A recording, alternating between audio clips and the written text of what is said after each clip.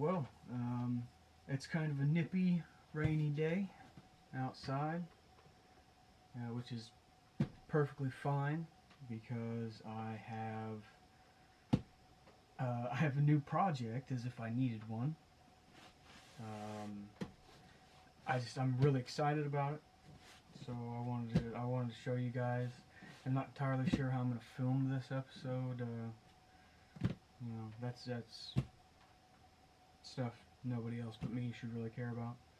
Um, so what I have in the box is I decided very much on a whim because these are incredibly cheap, and it's just something to have some fun with.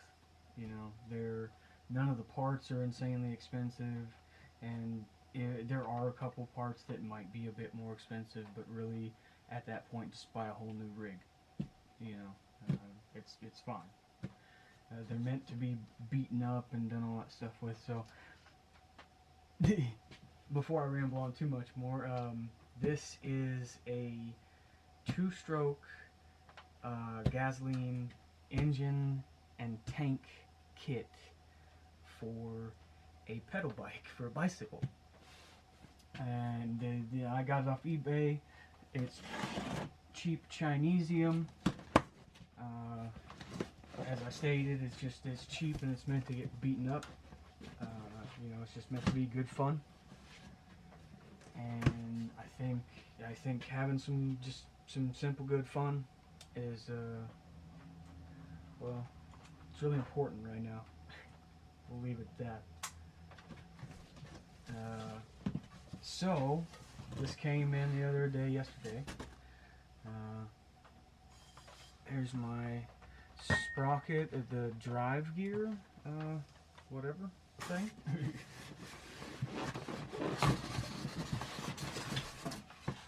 we go. Alright, so pull this out first. This is the fuel tank, and I kind of really dig it. It's got kind of like a little, almost like a little Harley tank vibe. Dust all over it. That's neat. It was clean on the inside. One of the things, let me check to see if I'm still recording. Yeah. Oh, good. Okay. One of the things that I've ran across thus far is very important.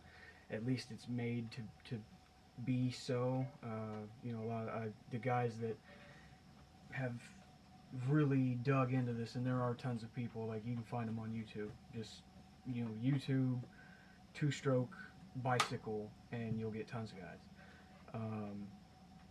All of them really stress like checking everything, because it's cheap Chinesium parts, and it's guaranteed that something in here is going to be less than perfect, we'll put it, which found a scratch, a pretty good scratch in the tank. I mean, it's nothing horrible. I'm going to repaint it anyhow, so it's not a problem. Looks like there might be a little dent there too. Whatever. We'll do that last. Oh no. Well.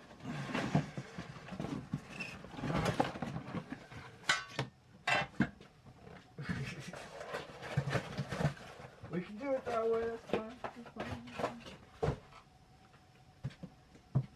Alright, so what fell out, the exhaust.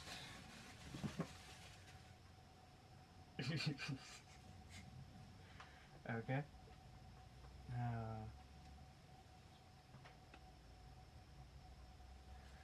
Okay, so yeah, right here, this was one of the things that they had spoken about.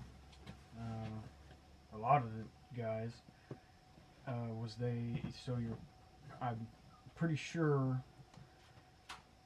that on your exhaust port and probably even like the intake and stuff on the block, I think it was too, or the head or whatever.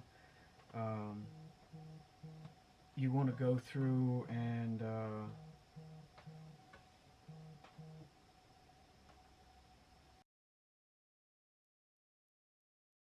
I've taken all the stuff out of the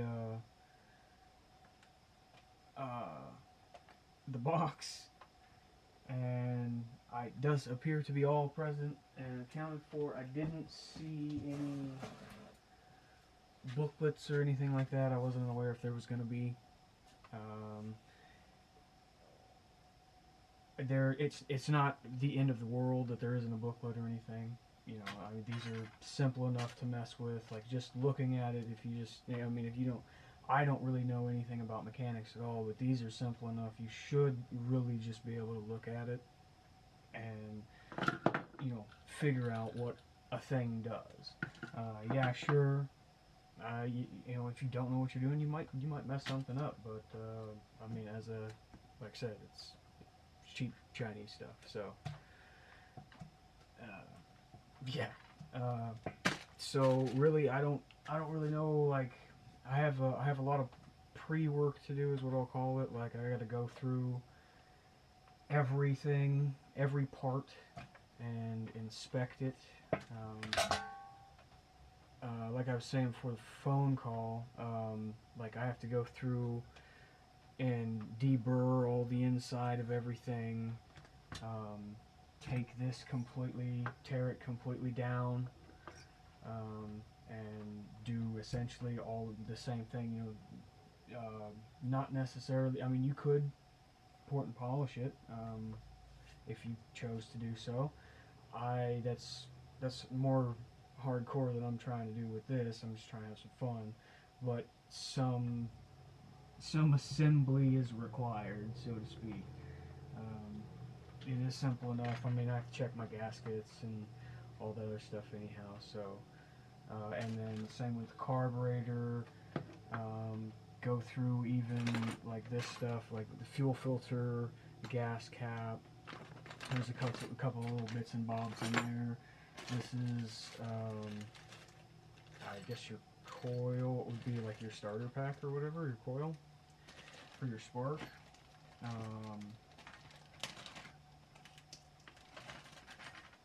Has a hole in the bag. Hopefully, well, it's just a screw or a nut, whatever.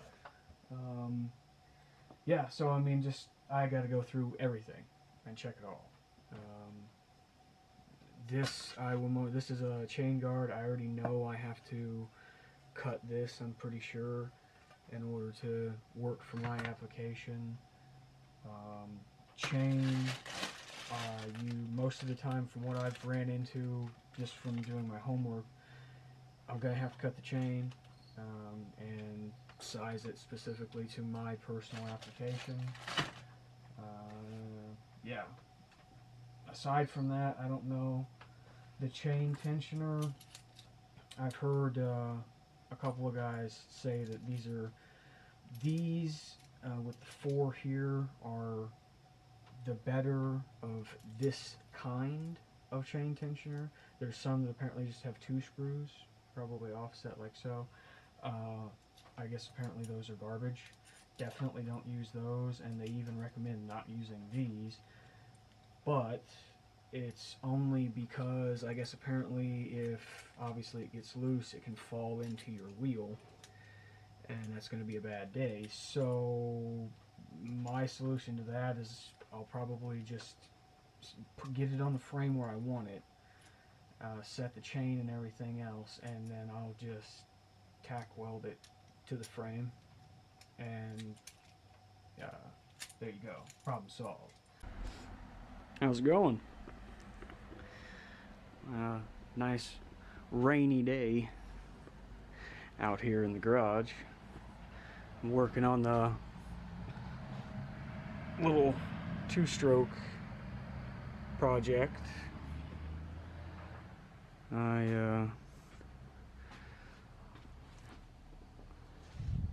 got this out.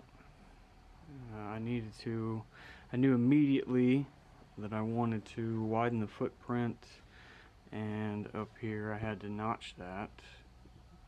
If you'll focus, there you go. I had to notch that to make this kickstand a little bit more, that's still pretty hot, a little bit more stable. Did a bit of booger welding. I'm gonna hit it a few more times, and then I'll grind that. I'm gonna shape this pad anyhow, so that'll be fine. But so the little two-stroke engine is going on this. What do you think about that? This is my father's bike, the one he used to ride. My mother and father used to go bike riding on the weekends, and this was his bike. It has sat in the shed, well, in one of the sheds, and seen better days. The tires are flat, both of them. I haven't checked anything really. Like I said, I immediately was like, okay, so I have to fix the kickstand. Let's just do that. Bam. And I mounted the engine on there and the gas tank or the fuel tank to sort of give me more of what the weight, the end weight is going to be. That way I knew like where to put the pad, and I had to bend the kickstand bar a little bit. So that's the only reason why it's on there, because all of it's got to come back off. I'm going to tear this all completely down and clean it up at the very least. I'll probably paint the frame, probably get some new wheels, rims, and inner tubes.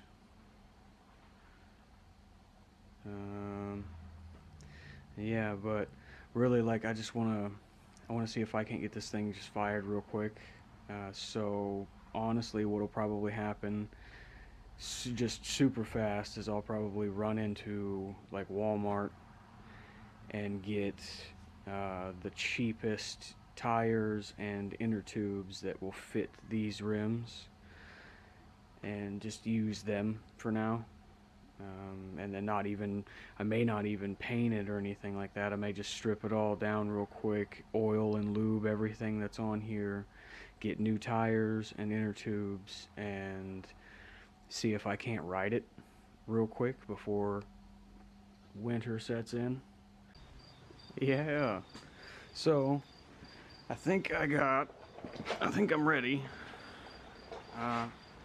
right now, for the most part at least, as ready as I'm ever gonna be, to put the little engine there, actually get it onto the frame, and then I'll have to do the chain, fuel tank, and then hook everything up, do all the wiring, or do the kill switch wiring, connect the clutch and all that stuff, and the throttle. I had to put a new, well, first and foremost I had to switch the rear tire, and then I put a new inner tube in this one. That one's getting a new inner tube as well. I already have it, but what's in there now, it'll be fine. And I don't want to bust that other inner tube out of the package if I don't have to, not yet.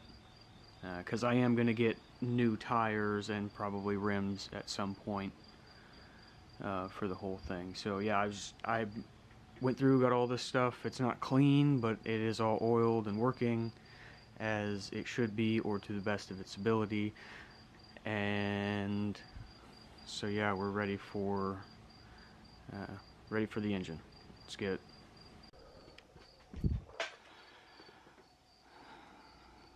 Alright guys, I got the little engine on there, fuel tank, that's the clutch, throttle controls are on, the yellow button there is the kill switch.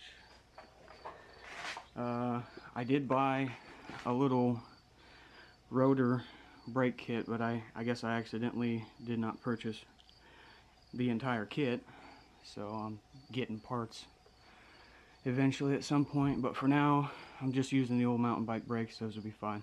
I don't plan on breaking the land speed barrier or anything. I did have to go get a new rear tire, so there's that, but then yeah, I got that on there.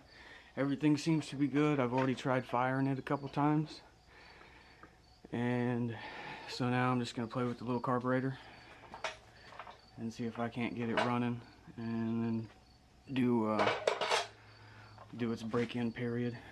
We'll just see how she takes off. Yeah.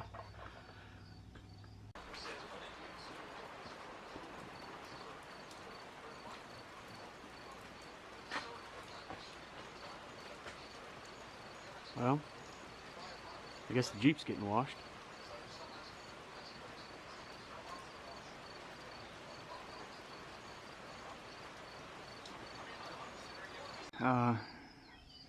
Just got back from a little cruise. It's the next day. Yesterday I was gonna take it out and fire it and tune the carb and stuff and cruise up and down the street a bit. Be a general nuisance to the neighborhood, you know. I mean, it's not that loud, but it still buzzes. And but yeah, so just did that because it's not raining today.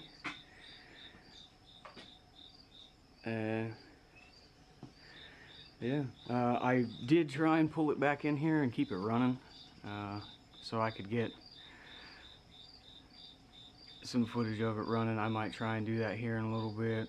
I'm just kind of letting it sit. I need to go through, since I actually ran it up and down the street a couple times, I need to check a few things. I need to check the sprocket there, go through and tighten all those up again. Check the chains and stuff. Just go through and kind of check all the little nuts and bolts, anything that could shake and rattle off. So, alright guys, I guess this is gonna be the end of the video. I can't keep it running, so I'm pretty sure I gotta do some stuff in the carb, tune it, whatever. But aside from that, I did notice when I was checking stuff the other day, when I was tightening that, I do not have any room at all in between the tire and the frame. I mean, it's not touching, but only just barely. So, so yeah, I don't know, I'll have to probably rethink the tire. I think I can get the same size tire, just with a smaller sidewall. That should help. So I'll have to look for that, but yeah, that's the thing until further notice, really. Like, I don't really plan on like riding it through the winter and stuff like that. Like, really, my plan through the winter for this is to strip it all down and paint it and do all that other stuff and make it look really nice. So, and I mean, I don't know how much all of that I'll actually wind up recording. I guess it depends on how I feel, you know. But yeah, so there's that. If you made it this far, I appreciate it. Thank you very much. And do all the normal stuff. Till next time, guys. Later.